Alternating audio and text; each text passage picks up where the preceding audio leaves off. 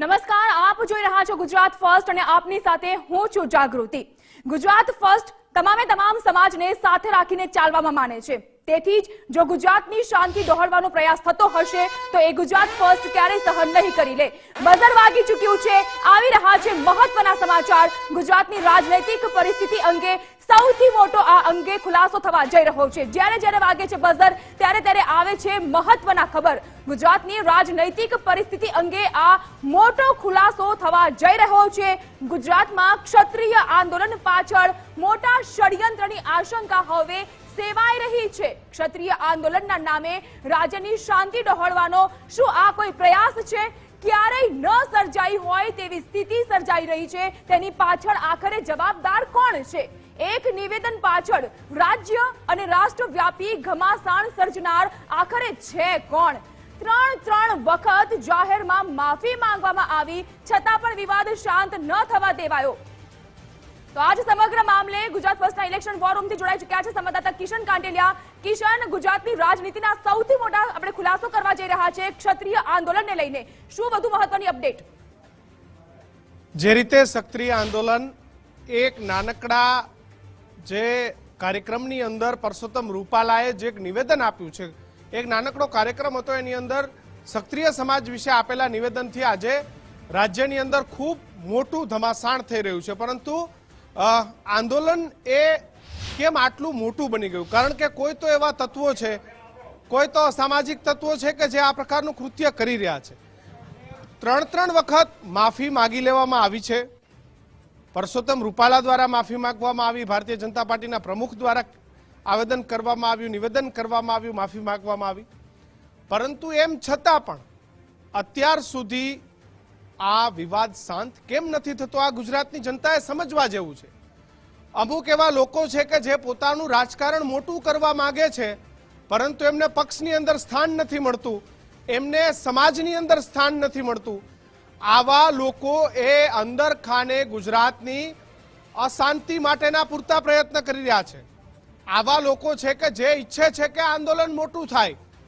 ક્ષત્રિય સમાજની માંગ 100% સાચી હોઈ શકે છે, એની સાથે કોઈ વાંધો નથી, પરંતુ એ માંગને હવે રાજકીય રીતે આગળ લઈ જવામાં આવી રહી છે। ઘણા એવા લોકો છે કે જે પોતાના રોટલા શેકવા માંગે છે, ઘણા એવા લોકો છે કે જે ગુજરાતમાં અશાંતિ ફેલાવવા માંગે છે। ગુજરાત ફર્સ્ટની અપીલ છે કે આપણે આવા એક પણ લોકોને સપોર્ટ ના કરીએ। આંદોલનનો રાહ એ શાંતિપ્રિય હોઈ શકે, નિવેદન પ્રિય હોઈ શકે, આંદોલનમાં આપણે આપણી વાતને રજૂઆત કરી શકીએ, પરંતુ જે રીતના પ્રયાસો થઈ રહ્યા છે, ફરી બઝર વાગ્યું અને સૌથી મોટા સમાચાર ગુજરાત ફર્સ્ટ પરથી, ગુજરાતની રાજનીતિને લઈને સૌથી મોટા સમાચાર। ગુજરાતની રાજનૈતિક પરિસ્થિતિ અંગે સૌથી મોટો ખુલાસો ગુજરાત ફર્સ્ટ કરવા જઈ રહ્યું છે। ગુજરાતમાં ક્ષત્રિય આંદોલન પાછળ મોટા ષડયંત્રની આશંકા સેવાઈ રહી છે। ક્ષત્રિય આંદોલનના નામે રાજ્યની શાંતિને ડહોળવાનો પ્રયાસ થઈ રહ્યો છે।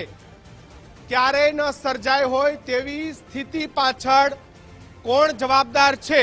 એક નિવેદન પાછળ રાજ્ય અને રાષ્ટ્રવ્યાપી ધમાસાણ સર્જનાર કોણ લોકો છે? ત્રણ વખત જાહેરમાં માફી છતાં વિવાદ એ શાંત કેમ ન થયો? ભાજપ પ્રદેશ પ્રમુખ પણ માફ કરી દેવાની અપીલ કરી ચૂક્યા છે, છતાં પણ વિવાદ કેમ? સાધુ સંતો પણ ઉકેલવાનો પ્રયાસ કર્યો, છતાં પણ વિવાદ એ કેમ સંપવાનું નામ નથી લેતો? મોટા ક્ષત્રિય સંમેલનમાં તમામ લોકોએ માફી આપી દીધી કે ભાઈ આપણે માફી આપીએ છીએ। ભાજપના સક્રિય નેતાઓ પણ મેદાને આવ્યા। આવા અનેક વિવાદમાં માફીથી ઉકેલ આવ્યો, પણ એ છતાં વિવાદ કેમ? આટલા પ્રયાસ છતાં પણ જાહેરમાં ચીમકી આપવી પડે આ વિવાદમાં? રૂપાલાનો વિવાદ શાંત પાડવાને બદલે ઉશ્કેરવાનો કોના દ્વારા પ્રયાસ કરવામાં આવી રહ્યો છે? આ તમામ પ્રશ્નો છે। ગુજરાતની શાંતિ સલામતી ખરાબ કરવાના પ્રયાસ થઈ રહ્યા છે।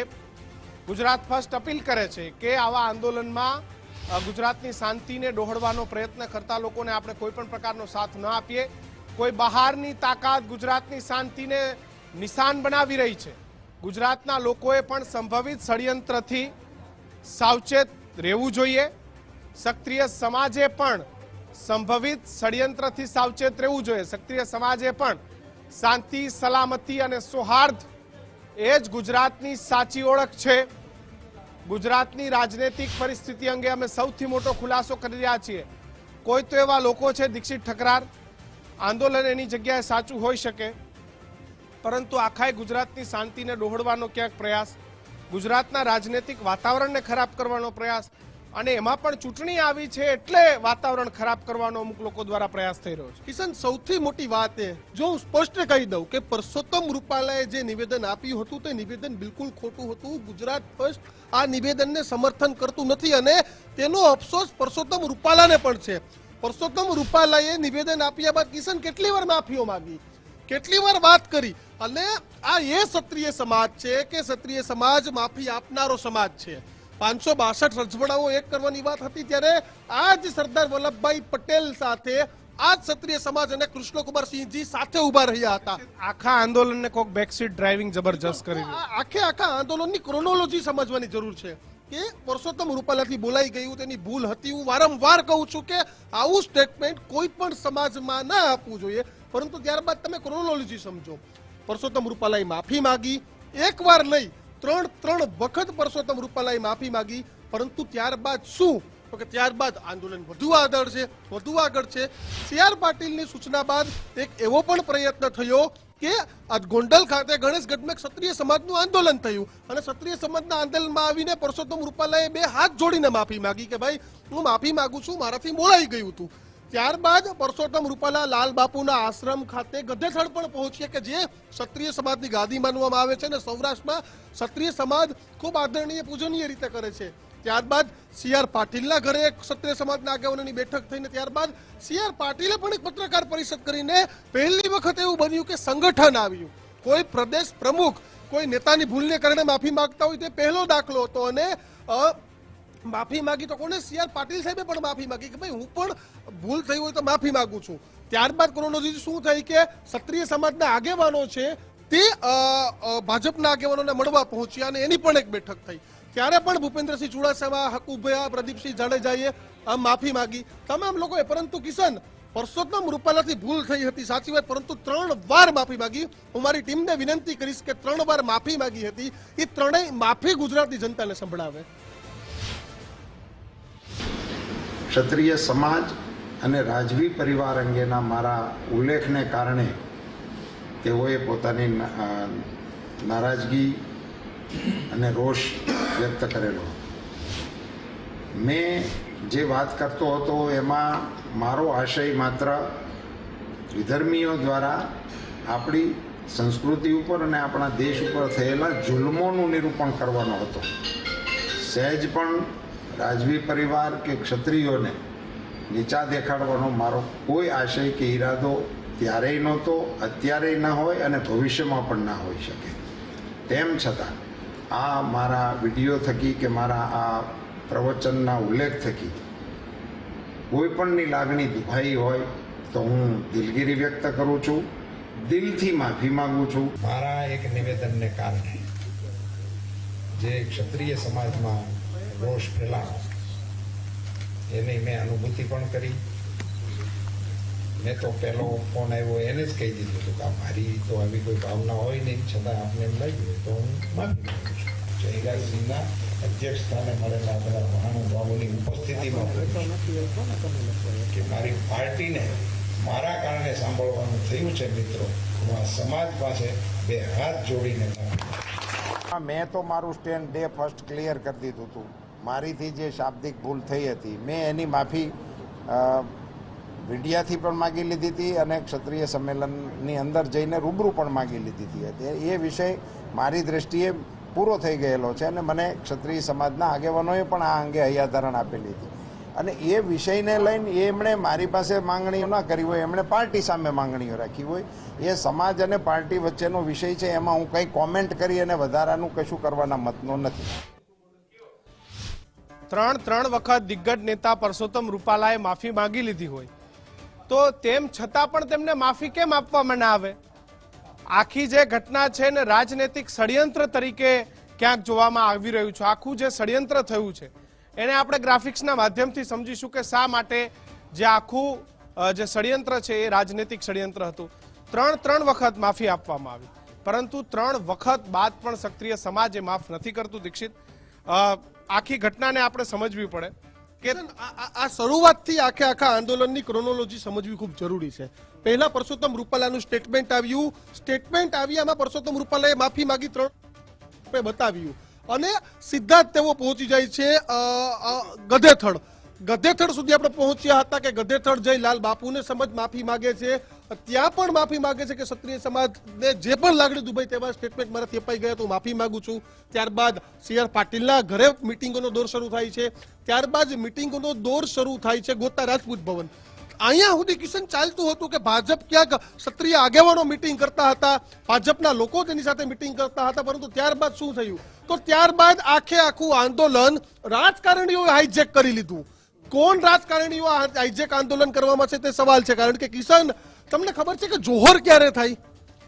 આ શબ્દનો ઉપયોગ કદાચ કોઈ નહીં ખબર હોય, બહુ ગંભીર શબ્દ છે કે જ્યારે ભૂતકાળમાં યુદ્ધ થતા હતા ત્યારે કદાચ કોઈ એવા રાજવીઓનું શાસન અથવા તો મુગલોનું શાસન આવી જતું હતું, ત્યારે આ ક્ષત્રિયણીઓને ડર હતો કે હવે અમારે જોહર કરી લેવો પડશે ને ત્યારે આ જોહર થતું હતું. એટલે કે જોહરના કેટલા મતલબ રહેલા છે. પરંતુ પરેશ ધાનાણી આંદોલનમાં કૂદી જાય છે, અમે જવતલિયા છે તે એવું કહે છે, તો ક્યાંક કિશન રાજનૈતિક રૂપ આ આખી ઘટનામાં આપવાનો પ્રયત્ન છે તે થઈ રહ્યો છે. કારણ કે પરેશ ધાનાણીનામાં ઘૂસી જવું, કારણ કે લાલ બાપુએ પણ કહ્યું હતું કે આંદોલન શાંત પડી જવું જોઈએ.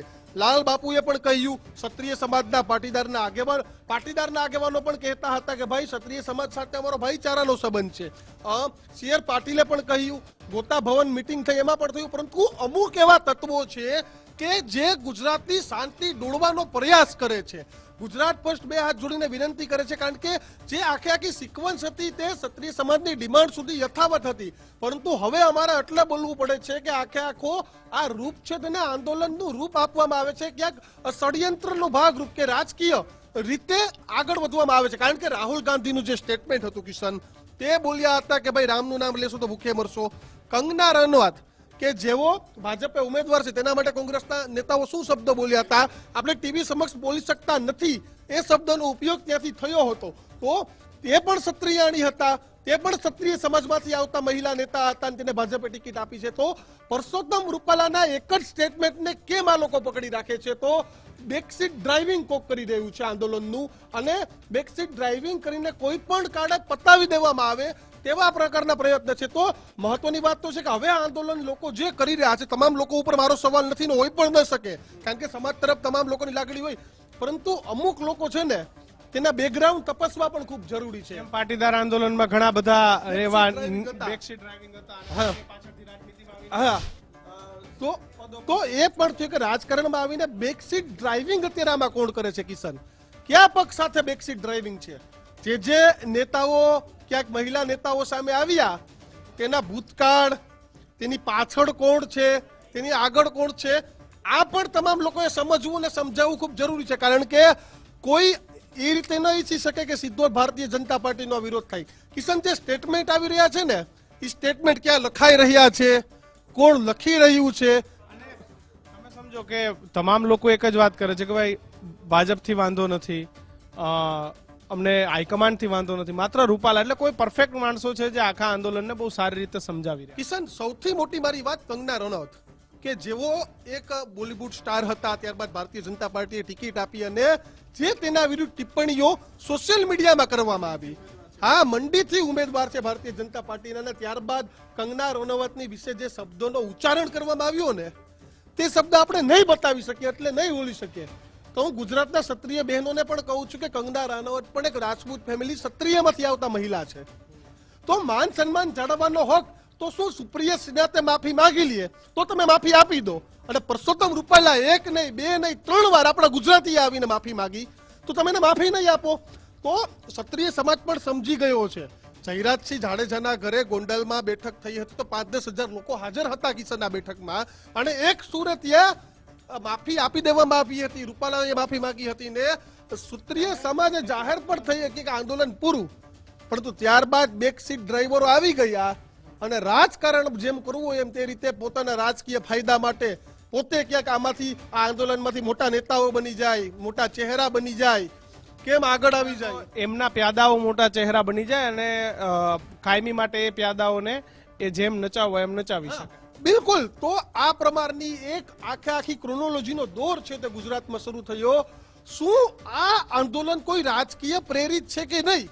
સૌથી મોટો સવાલ આ, કારણ કે જયરાજસિંહના ઘરે બેઠક થયા બાદ આખો મામલો શાંત પડી ગયો હતો, પરંતુ ત્યારબાદ શું? તો ત્યારબાદ આ હકીકત છે તે કિશન સામે આવીને હવે જે રીતે જઈ રહ્યું છે તે કોઈ પક્ષ અહીંથી બેકસીટ ડ્રાઇવિંગ કરતું ને કિશન એવું લાગી રહ્યું છે.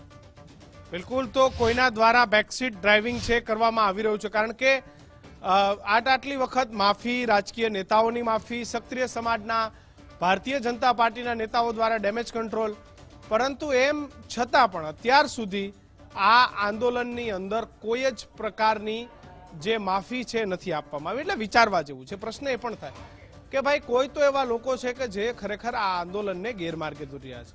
ગુજરાત ફર્સ્ટ શાંતિની અપીલ કરે છે, કારણ કે જો આંદોલનની અંદર તમામ લોકોને પોતાનો હક માંગવાનો અધિકાર છે, કોઈ પોતાની વાત કરે તો એનાથી પણ વાંધો નથી, પણ આંદોલનના નામે અમુક લોકો જે ચરી ખાવાના પ્રયત્ન કરે છે, અમુક લોકો જે આંદોલનને ગેરમાર્ગે દોરે છે, આવા લોકોની વાતમાં તમે ના આવતા એવી ગુજરાત ફર્સ્ટ આપને અપીલ કરે છે. કારણ કે ગધેથડ પણ જવામાં આવે, જ્યાં બાપુનો લાલ બાપુનો આશ્રમ છે ગધેથડ, ત્યાં જઈને પણ કહેવામાં આવે કે લાલ બાપુ પણ કહે છે કે અમે સમાજને સમજાવવાનો પ્રયત્ન કરીશું, સમાજના લોકો એ મારી વાતને માન્ય રાખે અને આપણે માફી આપી દેવી જોઈએ. કારણ કે ક્ષત્રિયનો ધર્મ એ માફીનો છે, ક્ષત્રિયનો ધર્મ એ માફી આપવાનો મોટો સમાજ છે, ક્ષત્રિય સમાજ છે, અને હંમેશા માફી આપવા માટે બનેલો સમાજ છે. એવામાં આ આખો વિવાદ છે ને કોઈ તો એવા લોકો છે કે જે બેકસીટ ડ્રાઇવિંગ કરી અને આખા વિવાદને શાંત નથી થવા દેવા માંગતા. કારણ કે લોકસભાની ચૂંટણી છે અને અત્યારે જ જો વિવાદ મોટો થાય તો એવા લોકો મોટા થઈ જાય, એમને પોતાનું વજન બનાવવું છે, અને એટલા માટે આખો જે વિવાદ છે એ દિન પ્રતિદિન વધી રહ્યો છે. વિવાદ એ સંવાનું નામ નથી લેતો. 3 વખત માફી, જાહેરમાં માફી. પરસોત્તમ રૂપાલા દિલ્હી પણ જઈ આવ્યા, ગાંધીનગર પણ આવ્યા. મીડિયા સામે પણ પરસોત્તમ રૂપાલાએ પોતાના જવાબ આપી દીધા. એવું નથી કે બોલ્યા બાદ પરસોત્તમ રૂપાલા એ મીડિયાની સામે પણ ના આવ્યા, સતત મીડિયાની સામે આવ્યા છે, સતત પોતાના જવાબ આપ્યા છે. ક્ષત્રિય સમાજમાં ઘણા બધા લોકો એવા છે કે જે જેન્યુન આંદોલન કરી શકે, એની સાથે કોઈ વાંધો નથી. સાચી વાત કરનારા પણ ક્ષત્રિય આગેવાનો છે કે જે સાચી વાત કરી રહ્યા છે, પણ ઘણા એવા લોકો છે, ઘણા અસામાજિક તત્વો છે કે જે આખી ઘટનાને વધુને વધુ એને વેગ આપવાનું કામ કરી રહ્યા છે, બળતામાં ઘી નાખવાનું કામ કરી રહ્યા છે. જોહરની વાત કરીએ તો જોહર ક્યારે હોય? જ્યારે લડાઈઓ થતી, યુદ્ધો થતા, અને એમાં જ્યારે ક્ષત્રિયો એ જ્યારે યુદ્ધની અંદર પોતે પોતાની બલિદાન આપે અને ત્યારબાદ ક્ષત્રિયાણી એમ લાગે કે મારે પવિત્ર રહેવું છે, મુગલોનો જ્યારે આપણા દેશ ઉપર ત્રાસ હતો એવા સમયે ક્ષત્રિયાણીઓ જોહર કરતી. એટલે ક્યાંક એવા લોકો છે કે જે આખા આંદોલનને ગેરમાર્ગે દોરી રહ્યા છે. ક્ષત્રિય સમાજની ગાદી એવા ગધેથડથી લાલ બાપુએ પણ વિનંતી કરી હતી, અને એમ છતાં પણ આ આંદોલન નથી શમ્યું. એટલે ક્યાંક તો એવું લાગે છે કે કોઈ રાજનૈતિક ચાલ છે. શું કહ્યું હતું લાલ બાપુએ એ પણ આપણે સાંભળી લઈએ. માટે હું સમાજને ખૂબ સમજાવીશ, એને માટે અમે મહેનત કરશું, બને એટલી કોશિશ કરશું, અને સમાજ સમજે એવી અમારી ભાવના છે અને એવી અમારી લાગણી છે. એટલે એ અમે કરશું ખાસ, કેમ કે સમાજની જે ગરિમા એ સમજે અને હું સમજું એ પ્રમાણેની વચ્ચેથી રસ્તો કાઢીને ગમે તે સમાજને મારી રીતે હું સમજાવીશ, અને સમજાવીને બધાને અનુકૂળ થાય એવું બધું કરશું. અને સારું થાય, બધાનું સારું થાય, બધાનું હિત થાય, બધાનું કલ્યાણ થાય એવી અમારી માતાજી પાસે ભાવના છે. તો બાપુની રિક્વેસ્ટ બાદ પણ આ આંદોલન નથી પૂરું થયું. આખી જે ઘટના છે એને આપણે ટીમને કહીશ કે ગ્રાફિક્સના માધ્યમથી આખી ઘટના છે એને આપણે સમજીએ, ક્રમશઃ આખી ઘટના છે એને આપણે સમજવાનો પ્રયત્ન કરીએ કે ભાઈ વિનંતીઓ, વારંવાર માફીઓ, એમ છતાં પણ તો શા માટે હોઈ શકે રાજનૈતિક ષડયંત્ર? તો એનું સૌથી પહેલું કારણ છે કે 3 વાર માફી માંગવા છતાંય ક્ષત્રિયનો વિવાદ એ કેમ યથાવત છે? 3 વખત માફી માંગવામાં આવી, પરંતુ તેમ છતાં પણ વિવાદ કેમ યથાવત? મોટા ક્ષત્રિય સંમેલનમાં તમામે માફી આપી અને છતાં પણ આ વિવાદ યથાવત રહે છે, વિવાદ પૂર્ણ નથી થતો. એટલા માટે ક્યાંક ડાઉટ જાય છે. ભાજપના સક્રિય નેતાઓ મેદાને આવ્યા અને છતાં પણ વિવાદ યથાવત. પૂર્વ મિનિસ્ટરો, સંગઠનના લોકો, એ તમામ લોકો આવે છે, છતાં પણ વિવાદ યથાવત. ભાજપ પ્રમુખે પણ માફ કરી દેવાની અપીલ કરી અને તેમ છતાં પણ વિવાદ એ યથાવત કેમ છે? એટલા માટે ક્યાંક રાજનૈતિક ષડયંત્ર એવું લાગે છે. સાધુ સંતોએ પણ ઉકેલવાના પ્રયાસ કર્યા, તેમ છતાં પણ આ વિવાદ એ યથાવત જોવા મળે છે. એટલા માટે ડાઉટ જાય છે, વિવાદમાં છેક જોહરની ચીમકી આપવી પડે, જોહર સુધીની ચીમકી આપવી પડે, એટલા માટે પણ રાજનૈતિક ષડયંત્ર છે દેખાઈ રહ્યું છે. આ આખી ઘટનાને આપણે સમજીએ. આ એવા કારણો છે જેના માટે થઈ અને લાગે છે કે આ વિવાદ એ ક્યાંક અમુક એવા લોકો છે કે જે નથી ઈચ્છતા કે આ વિવાદ એ પૂર્ણ થાય, કારણ કે એમને રાજનૈતિક ષડયંત્ર કરવું છે, ગમે એમ કરીને આ વિવાદને મોટો કરવો છે, કારણ કે વિવાદ મોટા થશે તો તેઓ મોટા થશે. આપણી સાથે આ મુદ્દે ચર્ચા કરવા મહેમાનો પણ જોડાવાના છે. ટૂંક સમયમાં આપણી સાથે રાજદીપસિંહ ગોલ છે, એ પણ આપણી સાથે જોડાઈ રહ્યા છે. આપણે તેમની પાસે જઈશું અને તેમને પણ પૂછીશું. રાજદીપસિંહને પણ આપણે ટૂંક સમયમાં જોડીશું. તો ગુજરાતની જે શાંતિ અને સલામતી છે એને લઈને અમારા સવાલો છે કે આખું રાજનૈતિક ષડયંત્ર છે. કોક એવા લોકો છે, ભલે તમામ નથી, ઘણા બધા એવા લોકો છે, આજે પણ કહું છું કે આંદોલન કરવાનો હક છે. ક્ષત્રિય સમાજ સાથે જે થયું છે ખોટું થયું છે. પરસોત્તમ રૂપાલા વિશે જે વિવાદિત બોલ થયા છે પરસોત્તમ રૂપાલાથી, એ પણ ખોટા છે. રાજદીપસિંહ ગોલ આપણી સાથે જોડાયા છે. રાજદીપસિંહ, આંદોલનને ઘણા બધા લોકો છે કે જે હવે રાજનૈતિક ષડયંત્ર તરફ આગળ લઈ જઈ રહ્યા છે. તમે પહેલા પણ કહેતા હતા કે માફી આપી દેવી જોઈએ. ક્ષત્રિય સમાજ જે આંદોલન લઈને જઈ રહ્યા છે એનાથી અમને વાંધો નથી, સાચા છે, આંદોલન થવું જોઈએ, એનાથી કોઈને વાંધો ના આવશે. પરંતુ રાજદીપસિંહ પાસે ફરી આપણે જોઈશું. ફરી બઝર વાગ્યું છે. મોટા સમાચાર આવ્યા છે. લોકસભાની ચૂંટણી પહેલા પરસોત્તમ રૂપાલા વિવાદિત નિવેદન લઈને મોટા સમાચાર. પરેશ ધાનાણીના ટ્વીટથી પણ અનેક સવાલ સર્જાયા છે. રૂપાલા વિવાદમાં પરેશ ધાનાણી અચાનક કેમ કૂદ્યા? જવતલિયા હજુ જીવે છે તે લખીને પરેશ ધાનાણીએ ટ્વીટ કર્યું હતું. રાજકોટથી લડવાનું ના કહેનારા ધાનાણીએ ક્ષત્રિય બહેનો કેમ યાદ આવે? આંદોલનકારીઓની પૂર્વ ભૂમિકા પણ ચકાસવી જોઈએ. અનેક સવાલો ઉભા થઈ રહ્યા છે. પરેશ ધાનાણીના ટ્વીટથી અનેક સવાલો ઉભા થઈ રહ્યા છે. ઓચિંતાના પરેશ ધાનાણી પણ આખા વિવાદની અંદર કૂદી પડ્યા છે. રૂપાલાના વિવાદમાં પરેશ ધાનાણીનો અચાનક કૂદકો એ પણ અનેક સવાલ ઉભા કરે છે. જે આંદોલનની પાછળના લોકો છે તેમના પણ બેકગ્રાઉન્ડ તપાસવા જોઈએ. રાજકોટથી લડવાની ના પાડનાર પરેશ ધાનાણી સામે પણ અનેક સવાલો ઉભા થાય છે કે પરેશ ધાનાણીએ ઓચિંતાના કેમ સમગ્ર મામલે કૂદી પડ્યા? આ પણ એક સવાલ છે. રાજદીપસિંહ આપણી સાથે જોડાઈ ગયા છે. રાજદીપસિંહ, આખી ઘટનાને હવે કેવી રીતે જોવો છો? કારણ કે ઘણા લોકો છે કે જે પોતે મોટા બનવા માટે થઈ અને આંદોલનને બંધ કરવા નથી માંગતા, અશાંતિ સર્જવા માટેના પ્રયાસ થઈ રહ્યા છે. ગુજરાત ફર્સ્ટ તો અપીલ કરે છે કે આવી કોઈ પણ વસ્તુ ગુજરાતમાં ના બનવી જોઈએ. 100% રૂપાલા સાહેબના નિવેદનથી રાજપૂત સમાજના લોકોને લાગણી દુભાઈ છે, પણ એમને માફી માગી, સોશિયલ મીડિયા થ્રુ માગી, જયરાજસિંહના ત્યાં જઈને રૂબરૂ માફી માગી. પણ હવે આ અત્યારની જ વાત કરો, પરેશભાઈએ આવી રીતે ટ્વીટ કરીને કહેવા શું માગે, કરવા શું માગે છે? અત્યાર સુધી પરેશભાઈ ક્યાં ગયા હતા? ખાલી ખોટું આનું રાજનીતિ તરફ ના લઈ જશો. તમે એક સમાજને એવું હોય તો ન્યાય અપાવવાની વાત કરો, સાચી વાત કરો. પણ એ બી તમે અત્યારે તમારી ટિકિટ કદાચ એ ત્યાંથી લડવાના છે એવું મારા ખ્યાલથી, સાચી વાત કે ખબર નહીં, પણ એમનું નામ ચાલી દીધું. પણ આ રીતે તમે સમાજને આમ રાજનીતિ તરફ ના લઈ જશો. સમાજની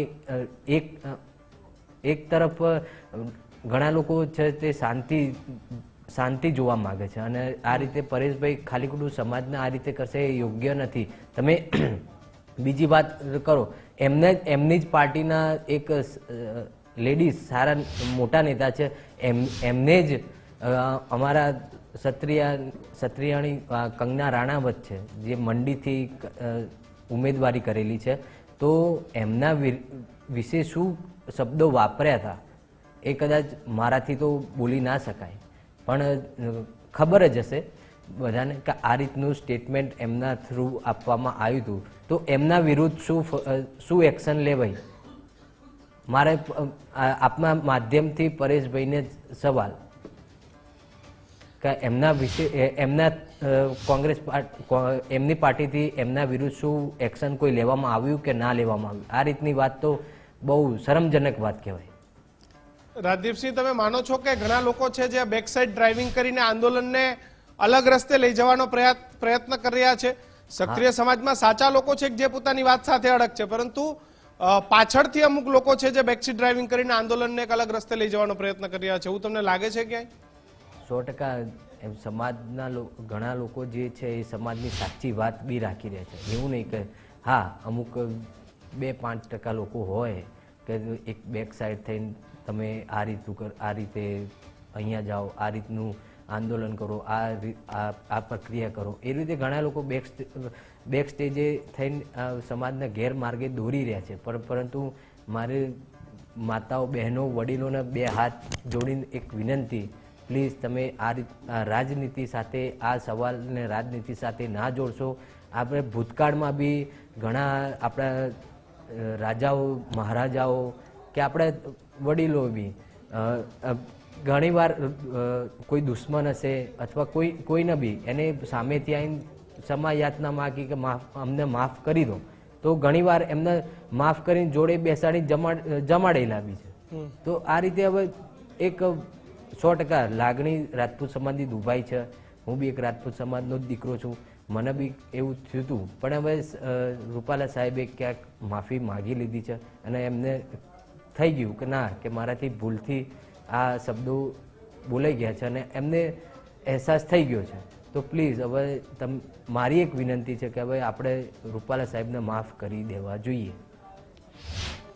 રાજદીપસિંહ, માફ કરી દેવાની વાત છે, ચલો માફી આપવી ના આપવી એ ક્ષત્રિય સમાજનો વિષય છે, ક્ષત્રિય સમાજના વડીલો નક્કી કરશે અને એમનો વિષય છે. પણ આખી વાત એ છે કે માફીના નામે અમુક લોકો એ બેકસીટ ડ્રાઇવિંગ કરીને ક્યાંક અશાંતિ ગુજરાતમાં દોહડવાનો પ્રયાસ, ગુજરાતની શાંતિને દોહડવાનો પ્રયાસ કરી રહ્યા છે.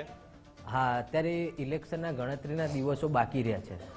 હવે 1 મહિના જેવો ટાઈમ બાકી રહ્યો છે. હવે તો ગુજરાતમાં શાંતિ બની રહે અને કોઈ એવું કે આંદોલન કે એવું કંઈ થાય નહીં જેથી કરીને આપણા સમાજ થકી આપણા ગુજરાતમાં ક્યાંક અશાંતિ ફેલાય, એવું ના થાય એનું ચોક્કસપણે ધ્યાન રાખવું જોઈએ. બેક સ્ટેજ વાળા એવું હોય કે ભાઈ તમે આગળ આવીને તમારે જે નિવેદન કે જે તમારે કહેવું હોય એ તમે કહી શકો છો.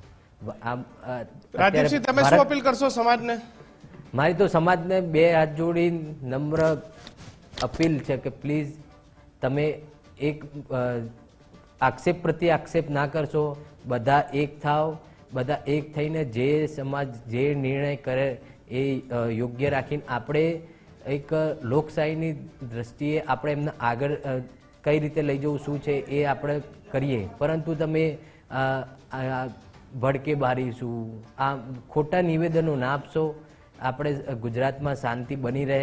હવે ગણતરીના દિવસો ઇલેક્શનના બાકી રહે છે, તો આપણે ગુજરાતમાં શાંતિ બન્યા રહે એવી મારી નમ્ર ભરી અપીલ છે. અને કોઈ વાત વિવાદમાં આવશો નહીં અને બેક સ્ટેજ વાળાને કહો તમે બેક સ્ટેજમાં રહો અથવા ઓપન આવીને તમે વાત કરી શકો છો. રાજદીપસિંહ, તમને એવું લાગે છે કે આંદોલન શરૂ થયું ત્યારથી ઘણા બધા લોકો એ પહેલેથી જ આમાં રસ લઈને આંદોલનને મોટું કરવા માંગતા હતા? આંદોલન શરૂ થયું એ ચોક્કસપણે હું ના કહી શકું કે આ ખોટી રીતે દોરતા હતા, પણ 100% એ ઈચ્છતા તો આ આંદોલનને એક સારો પ્રશ્નને એક વચ્ચેનો રસ્તો, જેમ લાલ બાપુએ કીધું, એક આપણે વચ્ચેનો ગરિમા, રાજપૂત સમાજની ગરિમાને ઠેસ પહોંચી છે અને એક બીજી બાજુ એમને માફી માગી છે, તો આપણે એક વચ્ચેનો રસ્તો કાઢીએ. હવે લાલ બાપુએ બી આવી આગ્રહ રીતે રિક્વેસ્ટ તરીકે કીધું, તો આનાથી વિશેષ પછી હવે શું? ઓકે રાજદીપસિંહ, આપ અમારી સાથે જોડાયા બદલ આપનો ખૂબ ખૂબ આભાર. તો જે ખરેખર જોહરનો જે અર્થ શું છે એને આપણે સમજવાનો પ્રયત્ન કરીએ કે જોહરનો અર્થ ખરા અર્થમાં શું થાય છે, જે જોહરને લઈ અને વાતો ચાલી રહી છે. જો કે અમે આવી એક પણ બાબતને બિલકુલ સમર્થન નથી કરતા.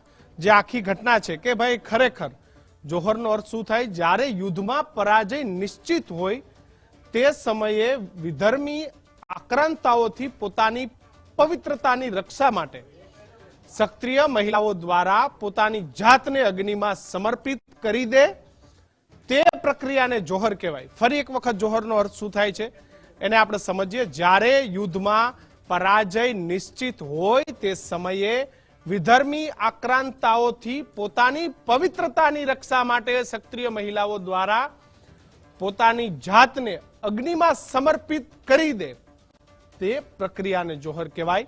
એટલે આપણે આવી કોઈ પણ બાબતોમાં ન પડીએ, કારણ કે લોકતાંત્રિક દેશ છે, સંવિધાનથી ચાલતો દેશ છે. અહીંયા દરેક માણસને પોતાનો અવાજ ઉઠાવવાનો અધિકાર છે, આંદોલન કરવાનો અધિકાર છે. પરંતુ આંદોલનના નામે જે રાજનીતિ થઈ રહી છે તેનો અધિકાર કોઈને નથી. સમાચારોમાં હાલ આટલું જ. વધુ સમાચારો માટે જોતા રહો ગુજરાત ફર્સ્ટ. નમસ્કાર.